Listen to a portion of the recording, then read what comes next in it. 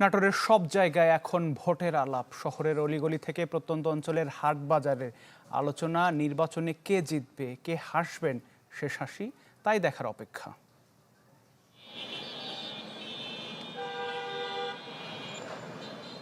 নির্বাচনের আর মাত্র কয়েকদিন বাকি, এরই মধ্যে জমে উঠেছে প্রচার প্রচারণা। প্রতিদ্বন্দ্বিতা করছেন 27 জন প্রার্থী।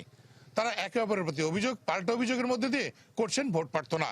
ভোটারদের দাঁড়ে দাঁড়িয়ে গিয়ে তারা শোনাচ্ছেন তাদের উন্নয়নের গল্প। কোন প্রার্থীকে বেছে নিতে চান এই এলাকার মানুষ? নাটোর কলকারখানা, শিল্প কলকারখানা প্রতিষ্ঠিত হলে নাটোরের বেকার যুবকরা চাকরির সুযোগ পাবে। এমন একটা লোক আমরা নির্বাচিত করতে চাই যারা কৃষকের দিকে সুনির্দিষ্ট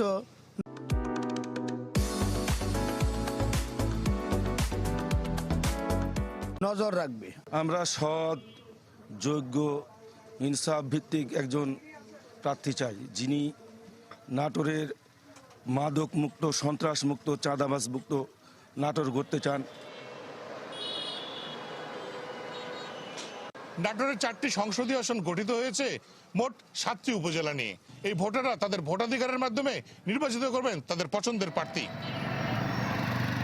নাটোরের সদর হাসপাতালে গেলে আমরা ভালো চিকিৎসা পাই না, ভালো স্বাস্থ্য সেবা পাই না। আমার নাটোর জেলার এমন একটা যোগ্য নেতা চাই, যে নেতা আমাদের দিকে তাকাবি এবং আমাদের পাশে এসে দাঁড়াবি। শিক্ষা, স্বাস্থ্য, মাদকমুক্ত একটি সমাজ এবং দুর্নীতিমুক্ত একটি প্রশাসন যিনি দিতে পারবেন, তাকে নির্বাচিত করতে চান এই এলাকার ভোটাররা। নাটোর থেকে দেবাশিস কুমার সরকার, চ্যানেল 24।